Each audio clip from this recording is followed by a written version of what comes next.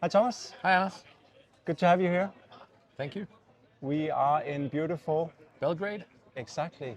Please tell me why you're here. I'm here to talk a little bit about my experiences with composable architectures and MACH architectures on my sort of past adventures, especially at Bang & Olufsen at Hilding Annas, where we built some headless API-based systems, and what that means in practice. And so I've given a little presentation on that. Cool. And for the audience who hasn't been here, could you give a short recap about what was your kind of takeaways from that? Sure. So I tried to define composable architectures specifically, which are architectures where you think in a modular way and that allow greater flexibility on your digital platform and that allow you to replace parts of the system without having to start over, essentially. And we talked a little bit about sort of how they compare to more traditional, what we sometimes call monolithic architectures. I think it's a bit of a misnamed phrase, but what are the consequences? I tried to talk a little bit about the realities of those decisions from a business perspective, looking from the client side. So I think very much about the flexibility that we get with some of these modern architectures, composable, is really about what we can do in the future as compared to what we can do now. Yeah. So we may be adding a little bit more complexity now to give us more flexibility in the future, and I think that's a really interesting discussion to have around digital implementations, especially as customer journeys and customer expectations gets more and more complex. Yeah, exactly. And I think it ties really great into the purpose that Impact has. You know, we want to change commerce for the better, but also what does the future of commerce look like? And I think that's super important. And if we can have technology enable that and enable business in the future that we're not aware of at this point, I think that's super interesting. And I think there was some interesting questions. I don't know if, can you remember some of them? Yeah, so I think the questions, some of the questions revolved around sort of the investment profiles really of these different architectures, because as I said, you're sort of sometimes, you're adding a little bit of complexity in the now to make yourself more flexible in the future. And what does that look like from a client perspective? So I think there were questions about, especially in a time of recession, as we're sort of in or entering at the moment, is that really a meaningful way to approach digital implementations? There were questions about, what does the specific implementation timeline look like? And I think my perspective on that is, of course, there's no right or wrongs when it comes to architecture. You have to analyze the specific situation, the specific business. But in essence, I think it's very normal for companies, also in recession times, to deal with this discussion of future risk. So in all other areas, in financial area, transaction areas, when we look at logistics and stock, we're always evaluating, what's the cost of optimizing today going to be on the future. So that's why we don't always have 100 of each unit in stock, because that's pretty expensive and it may be better for the customer experience. But we do those trade-offs, and we need to do them in architecture as well, and we need to realize and have those discussions with the customers and say, okay, we can make some decisions, and there are different alternatives, and one may be a slightly better ROI in the next 9 months, but if it has a worse ROI in the next 3 years, at least we need to be transparent about it. That doesn't mean we always make that decision, but it's a discussion we should be having with our customers. And I think I think those were some of the discussions we had, and then looking at the specific investment profiles of something like Salesforce compared to something like Commerce Tools gets into a lot of detail, but I think that's part of the discussion as well. Absolutely. You also had a point around we need to trust, the people who are writing the code. Yeah. So I think, again, if the analogy to finance is the way we work in corporations with finance, for example, we trust the experts, the finance people, to make a judgment on what's the risk of this way of financing compared to this way of financing. And those are the same types of discussions. If we need more cash now, there's different ways for us to finance this. What are the risk profiles? What's that going to cost us in 3 years? And we leave that to the financial experts. And in similar ways, I think the architectures have that type of trade-off. If we make decisions now, that can inhibit our ability to react in the future. So maybe, if some big change comes along in customer behavior, it'll take us 9 months instead of 3 months. The experts on that are really the architects and the engineers, because they understand at least to a degree, understand the consequences.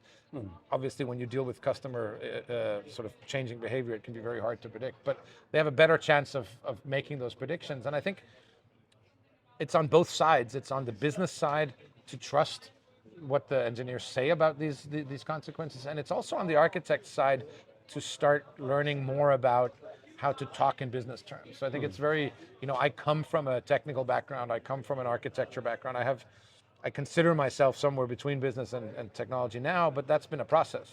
And part of that process is, starting to learn how to talk about CapEx and OpEx, how to talk about risk in risk management terms, how to talk about these future costs in ways that the business understands. So I think it's a two-sided thing. So I think in some sense, I think I ended the presentation by saying all companies are becoming software companies, and I mean that may be a little bit of an exaggeration, but I think most companies are gradually becoming more and more software companies, and software plays a bigger part in the products we consume all the time. And I think in that alone is a need to trust the engineers and the architects a little bit more, but also a realization that the architects need to evolve as a role, because they're much more key to the business now than they were 5 years ago.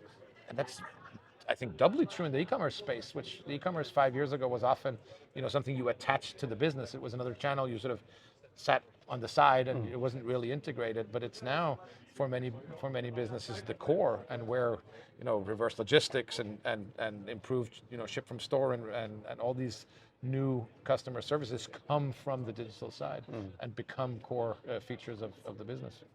So we as an organization also, we need to change. We need to make the technical people more responsible for the decision been made. I think that's true. I think there needs to be, whether that's existing architects developing or whether it's new roles in terms of someone who can bridge that gap, I think it's important that there are people who have at least some understanding of both sides.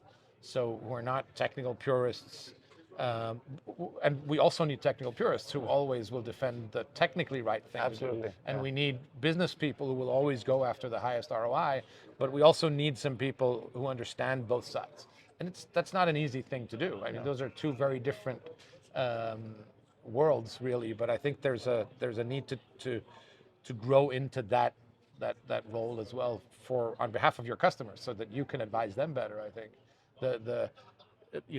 one of the things for me is, if we're not having, or if you in this case as an agency are not having the conversation with your customers about what their 3-year perspective is.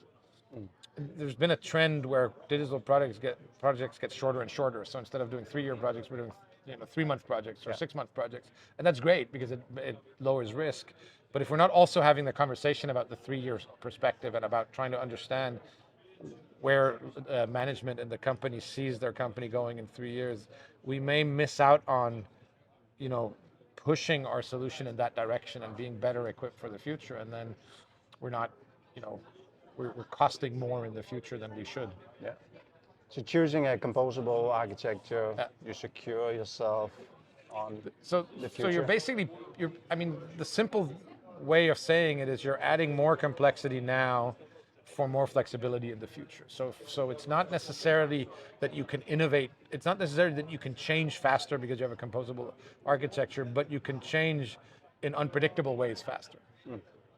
So if you're on, say, Salesforce, you're to some level dependent on what Salesforce decides is the customer behavior and their customer needs, and they put those features in the future.